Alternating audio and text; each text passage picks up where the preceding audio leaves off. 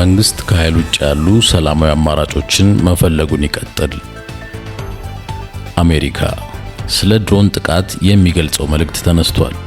በአዲስ አበባ ያለው የአሜሪካ ኤምባሲ በአምባሳደር እርሺማ ሲንጋ በኩል ለፌዴራል መንግስት፣ ለፋኖ እንዲሁም ለኦሮሞ ነጻነት ሰራዊት መልእክት አስተላልፎ ነበር። መልእክቱም ፋኖ ተጨባጭና ሰላም የሆነ ዓላማ ይዞ እንዲመጣ፣ የኦሮሞ ነጻነት ሰራዊት በኦሮሚያ ግጭት እንዲቆም፣ የጀመረው ድርድር እንዲቀጥል፣ የፌዴራል መንግስትም በራሱ ዜጎች ላይ የድሮን ጥቃት መፈጸም በአስቸኳይ እንዲያቆምና ለሰላም መፍትሄዎች እንዲያመቻች የሚጠይቅ ነበር።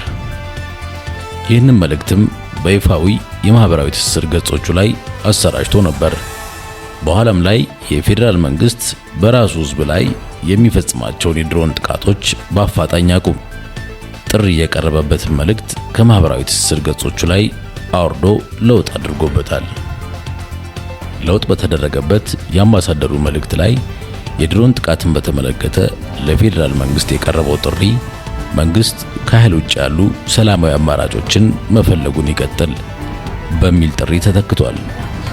ሰላም ውድ የዩቲዩብ ተከታታዮቻችን፣ እንደተለመደው የዕለቱን ዜናዎች ይዘንላችሁ ቀርበናል። የደብረ ታቦር አጠቃላይ ስፔሻላይዝድ ሆስፒታል 5 ዶክተሮችን ከስራ ማሰናበቱን አስታውቋል።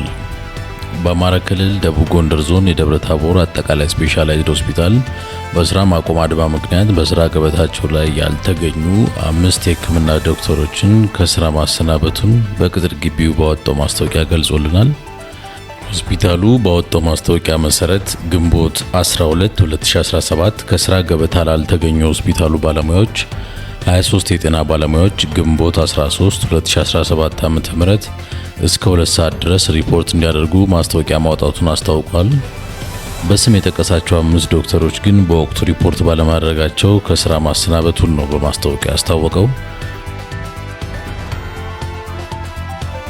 የዓለም አቀፉ የገንዘብ ድርጅት IMF የሥራ አመራር ቦርድ የኢትዮጵያን የ3.4 ቢሊዮን ዶላር ሶስተኛ ዙር የብድር ፕሮግራም አተገባበር በተመለከተ ግምገማ ቀደም ሲል በተቀመጠው ጊዜ ውስጥ ያጸድቃል ተብሎ እንደሚጠበቅ የድርጅቱ ቃል አቀባይ መናገራቸውን ሮይተርስ ዘግቦታል። የድርጅቱ የሥራ አስፈጻሚ ቦርድ የግምገማ ሰነዱን ለማጽደቅ ቀጠሮ የያዘው በቀጣዩ ሰኔ ወር ነው። ቦርዱም ግምገማውን ካጸደቀ ድርጅቱ ከብድሩ 265 ሚሊዮን ዶላሩን ለሀገሪቱ እንዲለቅ ያስችለዋል። የድርጅቱ የባለሙያዎች ቡድን በሚያዝያ ወር የመጀመሪያ ሳምንት ገደማ ወደ ኢትዮጵያ አቅንተው ከባለስልጣናት ጋር ተወያይተው እንደነበር ይታወሳል። በግምገማው ዙሪያ መንግስት ከባለሙያዎቹ ቡድን ጋር በጥቂት ቀናት ውስጥ ከስምምነት ላይ እንደሚደርስ የገንዘብ ሚኒስትር ዴኤታ ኢዮብ ተካልኝ በወቅቱ ተናግሮ የነበረ ቢሆንም እስካሁን ግን ስለ ስምምነት የተባለ ነገር የለም። በመቀጠልም በሰሜኑ የሀገራችን ክፍል የቀድሞ የትግራይ ጊዜያዊ አስተዳደር ፕሬዝዳንት ጌታቸው ረዳ ህወሓት የፕሪቶሪያው የግጭት ማቆም ስምምነት እንዳይተገበር እንቅፋት ሆኗል ሲሉ ዛሬ አዲስ አበባ የሚኖሩ የትግራይ ተወላጆች ጋር ባደረጉት ውይይት ላይ ከሰዋል። ጌታቸው ህወሓት በድጋሚ ግጭት እንዲቀሰቀስ ያደርገዋል ያሉትን እንቅስቃሴ የትግራይ ህዝብ ውድቅ እንዲያደርገው አሳስበዋል። የግጭት ማቆም ስምምነቱም ሙሉ በሙሉ ተግባራዊ እንዲሆን ከተፈለገ የትግራይ ህዝብ የህወሓትን ድርጊቶች መቃወም እንዳለበት ጌታቸው ተናግረዋል። ህወሓት በበኩሉ የግጭት ማቆም ስምምነቱ ሙሉ በሙሉ እንዲተገበር ቁርጠኛ መሆኑንና ይልቁንም ለስምምነቱ ተግባራዊነት እንቅፋት የሆነውን ፌዴራል መንግስቱ እንደሆነ በተደጋጋሚ ገልጧል። የኢትዮጵያ ንግድ ባንክ የመንግስት ሰራተኞችን የመኖሪያ ቤት ችግር ለመቅረፍ 120 ቢሊዮን ብር ለማቅረብ ዛሬ ከአዲስ አበባ ከተማ አስተዳደር የቤቶች ልማት ፕሮጀክት ጋር የመግባቢያ ሰነድ ተፈራርሟል። ብድሩ በ2575 የቤቶች ልማት መርሃ ግብር ከ41 ሺህ በላይ የመንግስት ሰራተኞችን ተጠቃሚ እንደሚያደርግ ባንኩ ገልጧል። የባንኩ ብድር በዝቅተኛ ወለድ በ20 ዓመት የሚከፈል ይሆናል ተብሏል። የከተማዋ የቤቶች ልማት ቢሮ በባንኩ ብድር የሚገነቡት መኖሪያ ቤቶች በቅድሚያ ለመምህራን እንደሚሰጡም ገልጧል። የማዕከላዊ ስታቲስቲክስ ባለስልጣን የሚያዝያ ወር የኢትዮጵያ የዋጋ ግሽበት ወደ 14.4 በመቶ ከፍ ማለቱን አስታውቋል። የወሩ የዋጋ ግሽበት ባለፈው መጋቢት ወር ከተመዘገበው 13.6 በመቶ አጠቃላይ የዋጋ ግሽበት አንጻር የ0.8 በመቶ ጭማሪ አስመዝግቧል። ከዋጋ ግሽበቱ ውስጥ የምግብ ነክ ሸቀጣሸቀጦች ግሽበት 12.2 በመቶ ሲሆን ምግብ ነክ ያልሆኑ ሸቀጣሸቀጦች ግሽበት ደግሞ 17.9 በመቶ ሆኗል።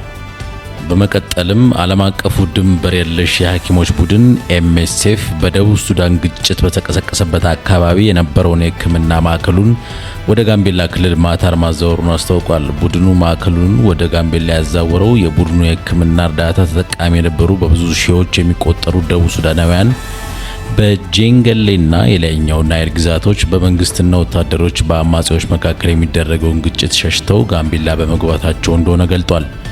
በአሁኑ ወቅትም ከ35000 እስከ 85000 የሚገመቱ የደቡብ ሱዳን ስደተኞች በጋምቤላዋ ማታር አካባቢ ተጠልለው ይገኛሉ ብሏል። ቡድኑ ዓለም አቀፍ ለጋሾችና ተመድ ለስደተኞቹ ድጋፍ እንዲያደርጉና ተዋጊ ኃይሎችም ለሲቪሎች ጥበቃ እንዲያደርጉ ጠይቋል። የአሜሪካ ፍትህ መስሪያ ቤት ቦይንግ በኢትዮጵያና ኢንዶኔዥያ ከተከሰከሱት ቦይንግ 737 ማክስ አውሮፕላኖች ጋር በተያያዘ የማጭበርበር ወንጀል ክሱን ላለመመስረት ከኩባንያው ጋር ከስምምነት መድረሱን ሮይተርስ ዘግቧል። በስምምነቱ መሰረት ቦይንግ ከአውሮፕላኖቹ አመራረት ጥራት ላይ በውጭ ተቆጣጣሪ አካል የሚደረግበት ቁጥጥር እንደሚቀርለት ዘገባው ጠቅሷል። የተጎጂዎች ቤተሰቦች፣ ጠበቆችና 2 የአሜሪካ ሴናተሮች ክስ እንዳይቀር ጠይቀው ነበር። ፍርድ ቤቱም በሰኔ ወር ክሱን ለማየት ቀጠሮ ይዞ የነበረ ሲሆን ቦይንግም በማጭበርበር ወንጀል ጥፋተኝነቱን እንደሚያምን ገልጦ ነበር። ከ1.1 ቢሊዮን ዶላር በላይ በቅጣትና ለተጎጂዎች በካሳ ይከፍላል። የዓለም አቀፍ ጤና ድርጅት ዋና ዳይሬክተር ዶክተር ቴዎድሮስ አድሃኖም አሜሪካ ለታዳጊ ሀገራት የምትሰጠውን እርዳታ በከፍተኛ ደረጃ መቀነሷ የፈጠረው ቀውስ የታዳጊ ሀገራትን የጥገኝነት መጠን ስለሚያሳይ እንደ አፍሪካዊነቴ ያሳፍረኛል ሲሉ ለቴሌግራፍ ጋዜጣ ተናግረዋል። ሆኖም የዓለም አቀፍ እርዳታ ማሽቆልቆሉ በረጅም ጊዜ ጥገኝነት ስነልቦናን በማስወገድ ለታዳጊ ሀገራት መልካም አጋጣሚ ይዞ እንደሚመጣ ዶክተር ቴዎድሮስ ተስፋቸውን ገልጸዋል። ዶክተር ቴዎድሮስ ከዚህ ጋር ተያይዞም አሜሪካ ለታዳጊ ሀገራት የምትሰጠውን እርዳታ ከማቋረጧ በፊት 6 ወር ወይም 1 ዓመት የመሸጋገሪያ ጊዜ ብትሰጥ ይሻል ነበር በማለትም ለጋዜጣው ተናግረዋል። አሜሪካ ከዓለም ጤና ድርጅት የገንዘብ ድጋፍ መስጠት ማቆሟን ተከትሎ ቻይና በቀጣዮቹ 5 ዓመታት ለድርጅቱ 500 ሚሊዮን ዶላር እንደምትለግስ ሰሞኑን አስታውቃለች።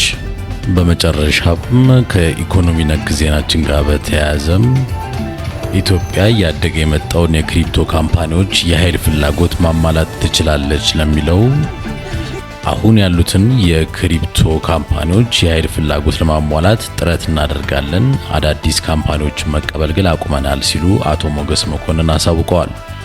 ሁሌም ቅድሚያ የምንሰጠው ለሀገር ውስጥ ፍላጎት ነው። በሀገር ውስጥ የኃይል እጥረት ሲያጋጥም ለክሪፕቶ ከረንሲ ካምፓኒዎች የሚቀርበው ኃይል ሙሉ በሙሉ ሊቋረጥ እንደሚችል አስገዳጅ ስምምነት አለ። የኢትዮጵያ ኤሌክትሪክ ኃይል ከዚህ በኋላ አዳዲስ የክሪፕቶ ከረንሲ ካምፓኒዎችን ላለመቀበል መወሰኑን አስታውቋል።